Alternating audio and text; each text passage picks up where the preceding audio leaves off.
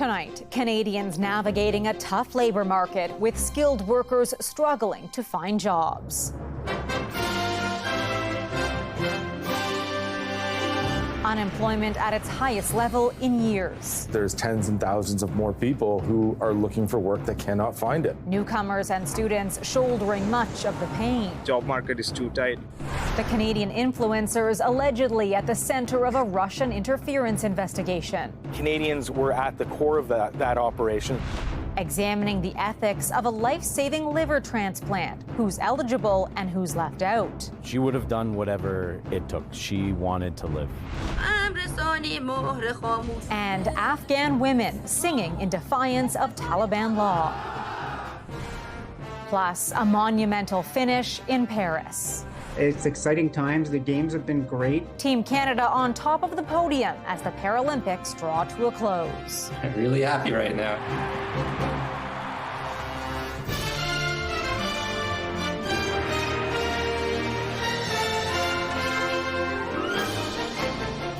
CTV National News with Heather Butts. Good evening. We begin tonight with the alarming arrest of a man in Canada who was allegedly planning a deadly attack in the United States. Authorities say 20-year-old Mohammed Shahzeb Khan, a Pakistani citizen, was plotting a mass shooting targeting Jewish citizens in New York City. Once you start to assemble targets, once you start to enumerate the kinds of things you intend to do, then you're over the line and you're almost certainly going to be picked up. Authorities confirmed Khan was arrested 2 days ago south of Montreal and say he had a goal to kill Jewish people in the name of ISIS around October 7th, the one-year anniversary of the Hamas attack on Israel. He is charged in the U.S. with attempting to provide material support and resources to a designated foreign terrorist organization. The RCMP say he is also charged with attempting to leave Canada to commit an offence for a terrorist group and participating in the activities of a terrorist group. He will appear in court next Friday in Montreal. Kathy Merrick, the first woman to become Grand Chief of the Assembly of Manitoba Chiefs, has died. Merrick was speaking to media this afternoon outside a courthouse when she suddenly collapsed and was rushed to hospital. In 2022, she became the first woman to lead the advocacy group in its 35-year history. Beyond the First Nations community, I think this is a huge loss to our entire province and to our nation.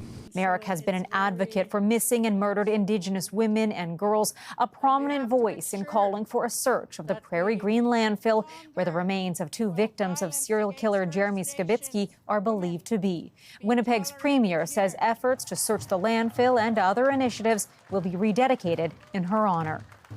There is a Canadian connection at the core of an American investigation into a Russian interference campaign designed to disrupt its presidential election.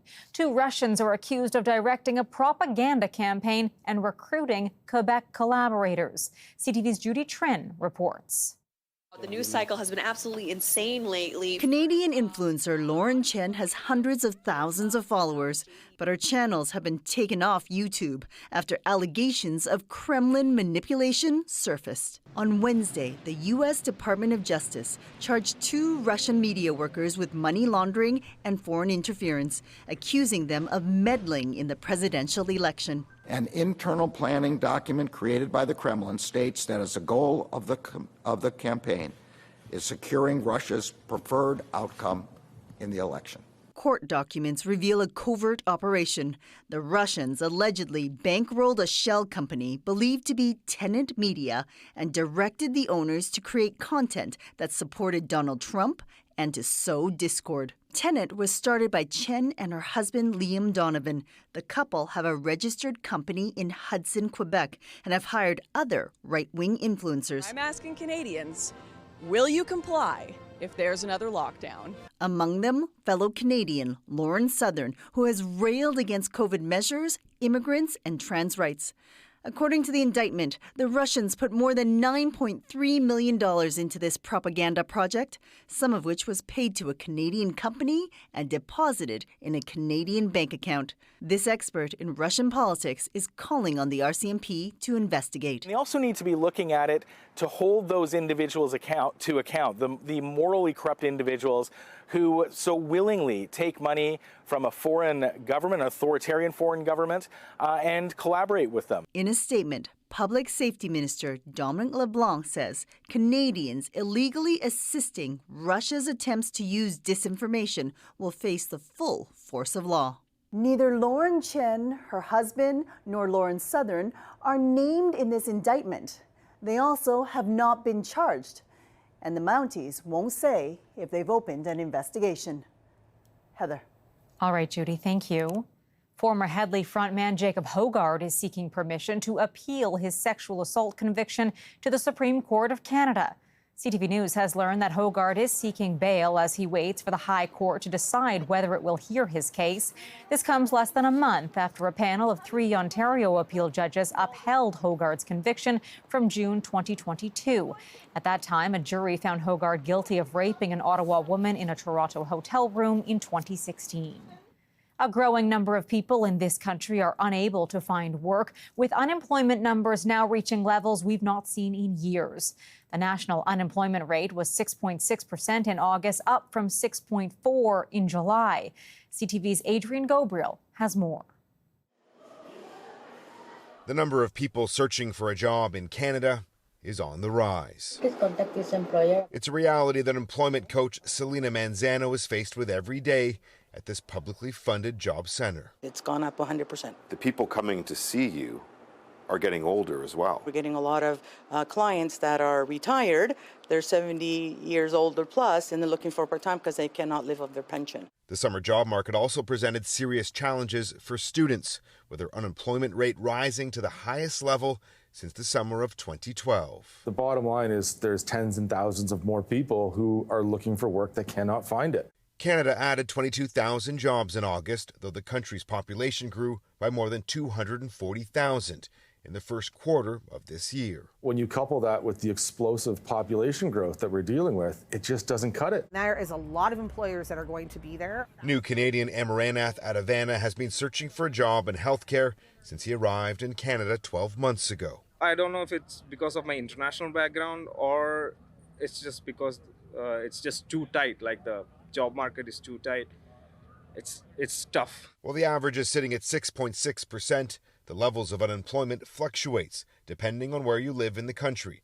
British Columbia is at 5.8, Alberta 7.7, Saskatchewan 5.4, Manitoba 5.8, Ontario 7.1, Quebec 5.7, with Newfoundland and Labrador leading the Atlantic provinces at 10.4%. When it comes to some of the wages being offered, they're simply too low for far too many newcomers. We cannot live, with minimum wage at $16.65, and now employers are not willing. A lot of employers are just starting minimum wage. Overall, hourly wages did increase year over year in August by about 5% to $35.16, though economists we spoke with say their data shows that trend will end in the new year. Heather. Adrian, thanks. The death of a young Ontario woman is raising questions tonight about a controversial policy. She was refused a life-saving liver transplant because of a history with alcohol. We first shared her story in the spring. Tonight, CTV's Avis Favreau takes a closer look at her journey and the financial cost of these healthcare decisions. When Amanda Huska landed in hospital in March, her liver was failing. Doctors requested an urgent liver transplant, but the 36-year-old was rejected by the transplant center in Toronto because she had a history of drinking and had only recently stopped. Her partner, Nathan Allen, then offered part of his liver to save her life, but wasn't allowed. I'm aware of the risks. I was willing to undergo the risks, and they didn't care. In Canada, patients with alcohol liver disease can be denied both livers from deceased and living donors because doctors worry they will resume drinking, damaging the new liver. And so Nathan had to watch as Amanda suffered for over 167 days, most of it in intensive care, until she died August 15th.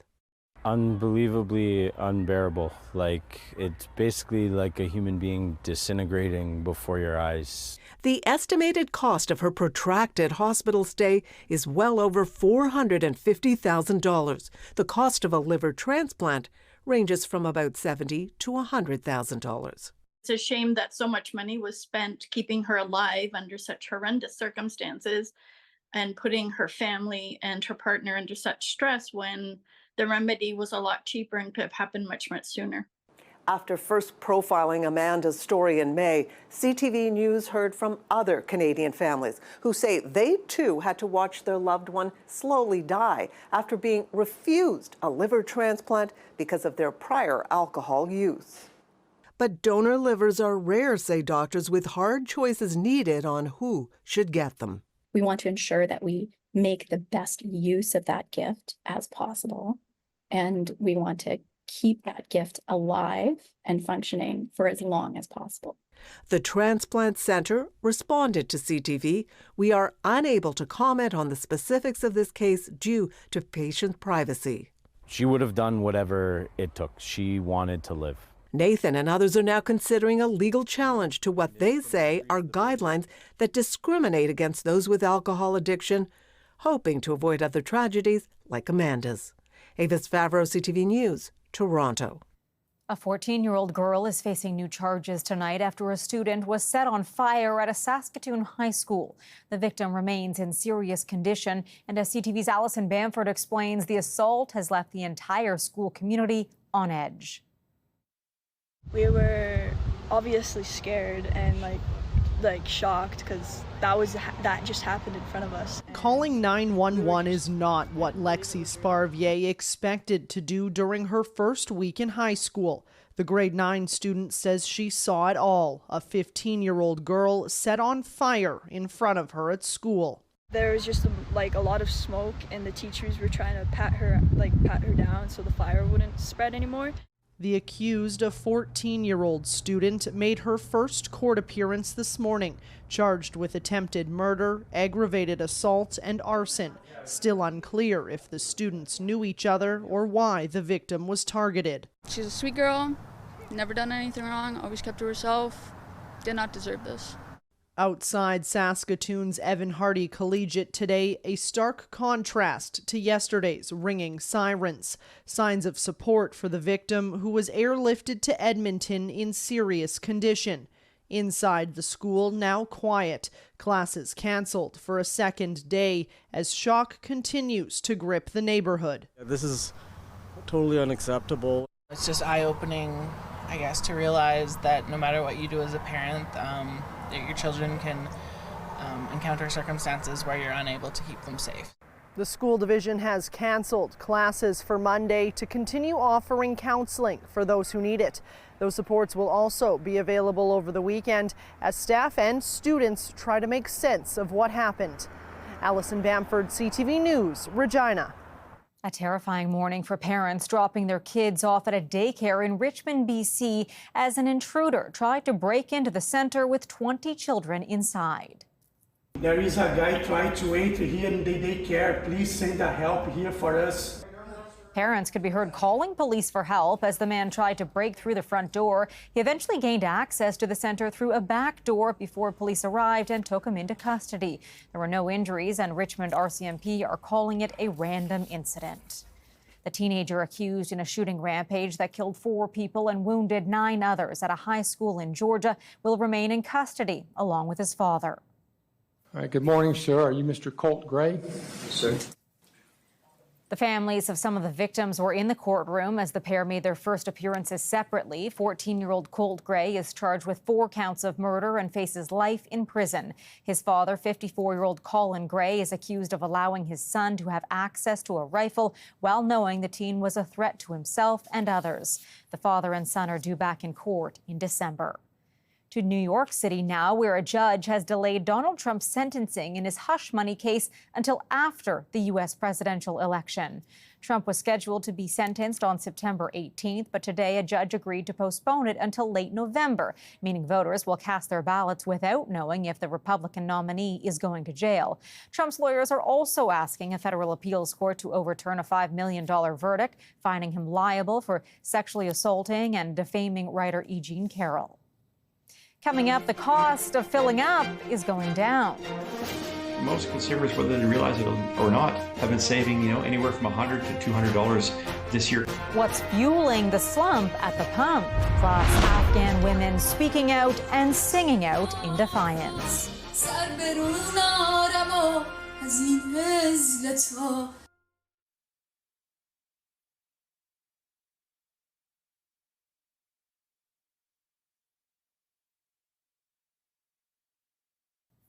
Drivers have enjoyed a summer break at the pumps compared to last year, and gas prices are expected to dip even more this fall. Here's CTV's Kathy Lee on what's fueling the shift. A pit stop here can sometimes be painful. Probably about $300 to $400 a month. About probably $300. Especially when life is so expensive. Between the cost of groceries and then rent increases, utility increases, gas increases, it's hard to keep up. But a bit of a reprieve. Wallets are getting a break at the pumps across the country as gas prices hit a surprising slide. It's nice. It would be nicer if they would come down a bit more, obviously. According to Gas Wizard, the national average for a litre of gas last year on this day, $1.71. This year, $1.49. Contributing factors, experts say no geopolitical or significant weather events have impacted supply.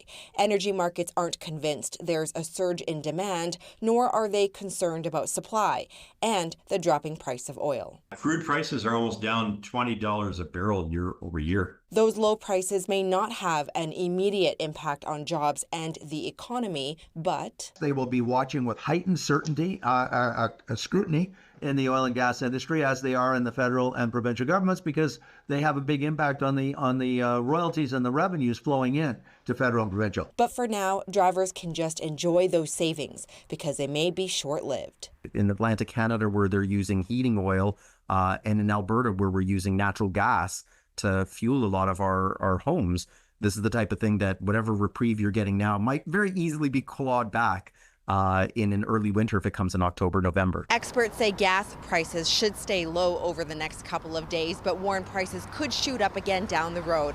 But the good news is on September 15th, when the summer blend of gas is replaced with the winter blend, the price will drop another 6 cents across the country. Kathy Lee, CTV News, Calgary. Canada Post is planning to raise the price of stamps by 25 cents in January. If the price hike is approved by federal regulators, the cost of most stamps would go up to $1.24. Canada Post says this will be a one-time increase that's needed to provide mail service to Canadians. Canada Post has been struggling financially for years. Still ahead, defying Taliban law. Women dare to protest through song.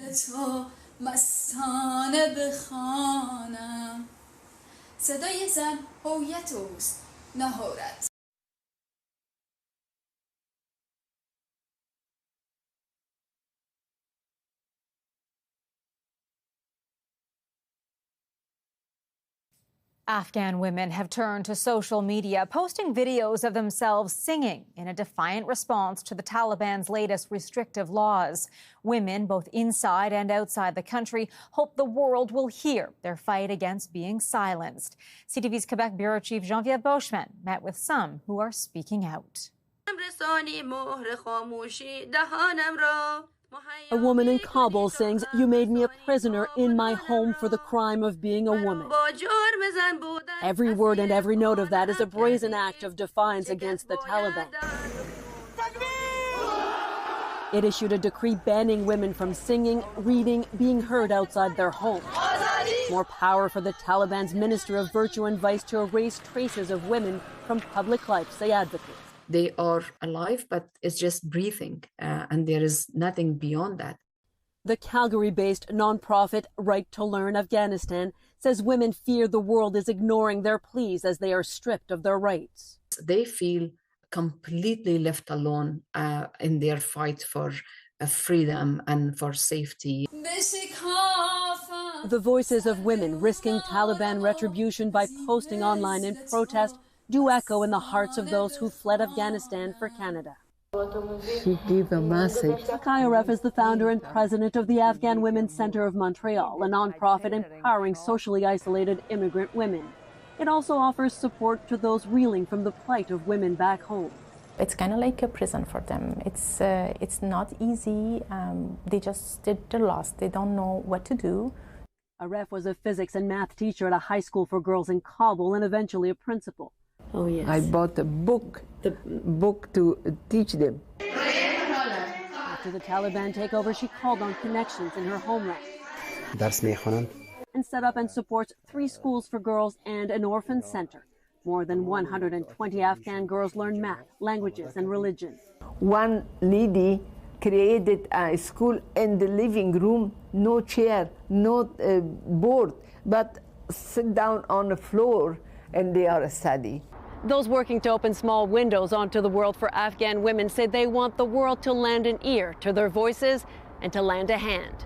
Geneviève Beauchemin, CTV News, Montreal. After the break, Paralympians' final push. An impressive performance for Team Canada in Paris.